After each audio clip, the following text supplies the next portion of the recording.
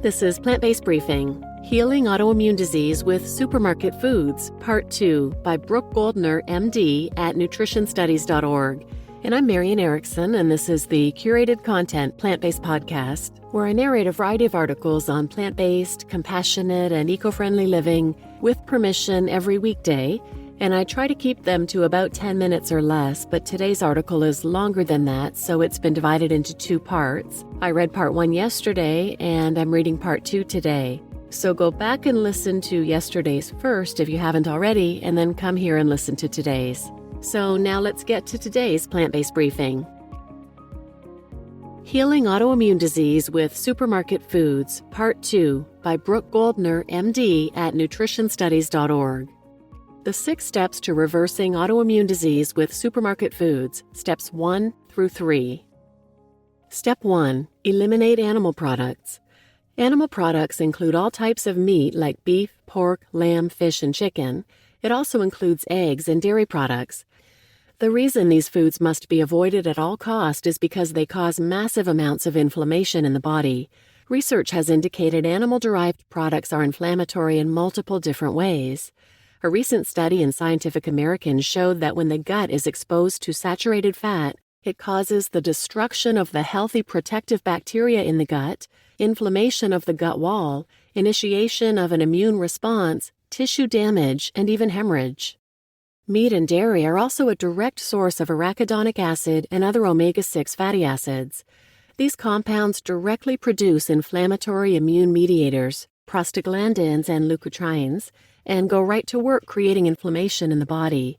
The more meat and dairy you consume, the more inflammation you create. You may have heard that omega-6 fatty acids are essential fatty acids, which means that our bodies cannot make them. We must consume them in our foods to get our omega-6 needs met. This is true. The issue is that most foods people eat nowadays, such as meat, vegetable oils, and processed foods, are heavily laden with omega-6 fatty acids, but their balancing anti-inflammatory counterpart, omega-3s, are largely absent. The body uses omega-6 fatty acids to create inflammatory immune cells. Conversely, omega-3s are responsible for creating the anti-inflammatory immune cells. When we eat a healthy plant-based diet, our body will have a balanced ratio of omega-6 to omega-3, where our immune system can make inflammation when necessary and eliminate it when appropriate.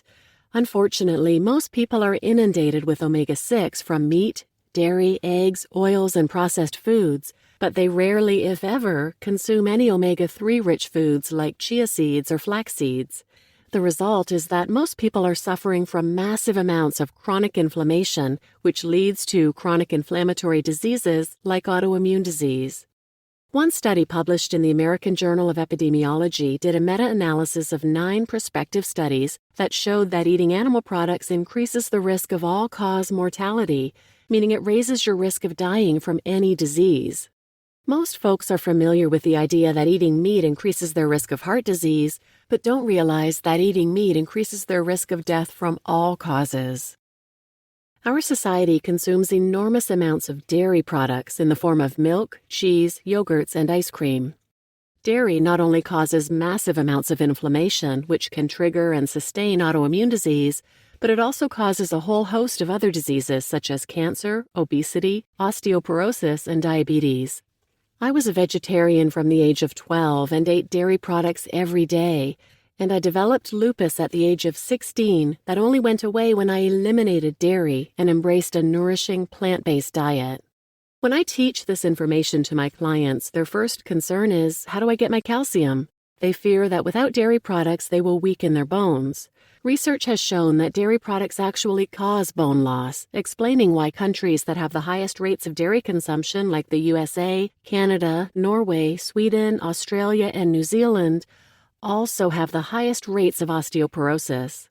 The lowest rates are among people who eat the fewest animal-derived foods, like natives of rural Asia and rural Africa. These people also have lower calcium intake overall than dairy-consuming cultures do.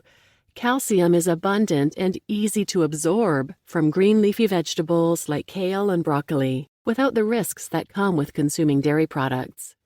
Animal products are highly addictive, and it can seem impossible to give up these foods, but the less of them you consume, the better you will feel. You need to eliminate them completely to have the best chance to heal. I always tell people I am now way more addicted to feeling healthy than I ever was to cheese. And as a former cheesetarian that had cheese at every meal and sometimes ate a block of cheese as a meal in itself, that speaks volumes. Step 2. Eliminate added oils. In Step 1, I already discussed the dangers of saturated fat from meat and dairy products. The omega-6 fatty acids, which create the inflammatory immune cells, can also be found in high levels in vegetable oils, so they must also be avoided. One of the fastest ways to minimize inflammation and jumpstart the healing process is to eliminate the excess sources of omega-6 fatty acids. As I mentioned earlier, animal products are a source of omega-6 fatty acids. Even more so are all of the vegetable oils, with the exception of olive oil. The flooding of our bodies with these omega-6 fatty acids just drives the body to create more and more inflammation, which creates more illness and impairs your body's ability to heal. I've had a handful of clients who were already vegan who came to me for chronic inflammatory health issues, perplexed as to why they were sick.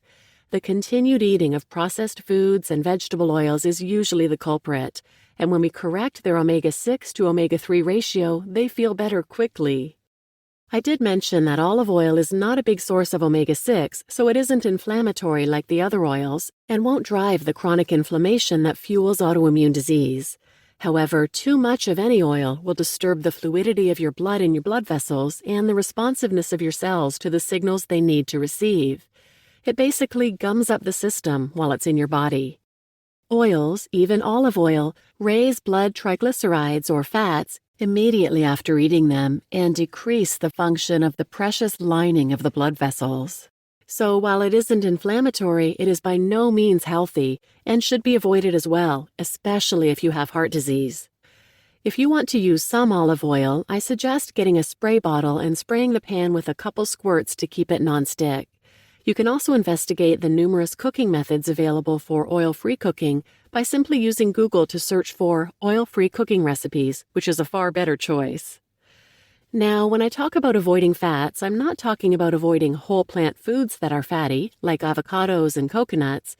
I've seen many well-meaning health coaches misinterpret this data to mean that people should limit naturally fatty plant foods like avocados, raw nuts, and seeds. Understand that the fat in whole plant foods is easily recognized and processed by the body. I myself eat 2 to 3 avocados a day most days. They are filling, creamy, and delicious. When I healed myself of lupus, I ate a lot of guacamole every day, and I reversed all of my symptoms in a matter of weeks. So in general, don't worry about the fat content in fresh, whole plant foods. Just avoid adding oils to your food. If you are going into an aggressive healing phase, you do want to limit raw nuts and seeds to about a half cup a day, only because these nutrient-rich foods are also rich in omega-6. So while you are trying to reverse inflammation, keep them lower. You won't have to worry much about measuring them out once you're healthy.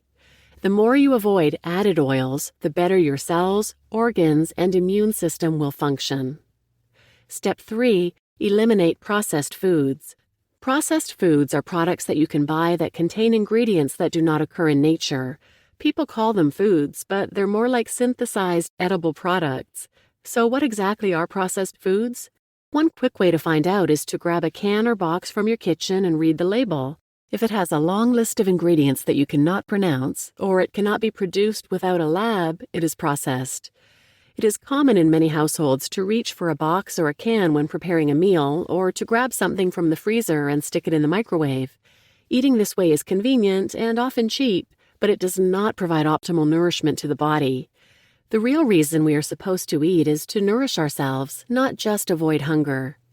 Processed foods are not only lacking in nourishment, they have been shown to cause inflammation in the body shortly after consuming them. This includes processed sugars as well as refined grains such as processed breads, cereals, pizzas, and tortillas, which have been shown to increase inflammation markers in the bloodstream and directly increase rates of diabetes and heart disease. Processed foods are also normally bogged down with oils, making them just another contributor to the flood of omega-6 fatty acids most people consume on a daily basis. Eating to heal. When you are trying to heal your body, all foods that increase inflammation must be avoided. If you can eliminate animal products, excess oils, and processed foods from your diet, then you will immediately cause a decrease in the inflammation in your body, and you will start feeling better very quickly. If the idea of getting rid of all three at once is a bit intimidating, start with step 1 and work your way down. This doesn't have to be a race to the finish line. Do it in a way that you know will be sustainable to you. If you start with just those items mentioned in steps 1, 2, and 3, then you are getting a good head start on improving your health. Our bodies were not and are not meant to digest any of these foods, yet they have become the main sources of food for many people today. That is why people are so sick.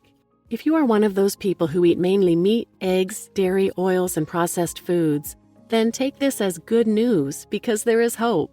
The body can recover if you get out of its way by stopping the constant assault on it with these dangerous foods. You can make a difference in your health just by changing your shopping list. You just listened to Healing Autoimmune Disease with Supermarket Foods, Part 2, by Dr. Brooke Goldner at nutritionstudies.org, and I'm Marian Erickson, your host. If you want to learn more about the 6 steps, I recommend her books, Goodbye Lupus or Goodbye Autoimmune Disease, and green smoothie recipes to kickstart your health and healing. She also has a great video series going into detail on this. You can find it at goodbyelupus.com, and she offers it free every month or so. And she outlines all 6 steps in detail, and FYI, steps 4, 5, and 6, which this article didn't cover, include drinking a lot more water than you probably are and why that's important, adding in plenty of omega-3s into your diet with flax seeds and chia seeds, and eating tons of raw healthy foods, especially cruciferous veggies like kale and broccoli and other greens. And she shares an amazing way to get tons of these veggies in with smoothies, blending up veggies and fruit and drinking a full pitcher of smoothies every day to hypernourish your body. And I had been making green smoothies since before we went whole food plant-based, but her way of doing them is so much easier, and I pack in so much more kale than I ever was. They're fantastic. I'll put a link to that video in the show notes, and just watch for when it's available for free, or you can buy the DVD and watch it anytime. And I have a family member suffering from ankylosing spondylitis who's been vegan for years, but we were surprised to learn about steps 2 and 3, and then 4, 5, and 6. So we were super excited to learn this information, and she is starting one of Dr. Goldner's Rapid Recovery Group programs, a 6-week program, at the end of this week. So we're so excited to finally have some hope for her. So please share this episode with anyone who might benefit, and thanks for listening.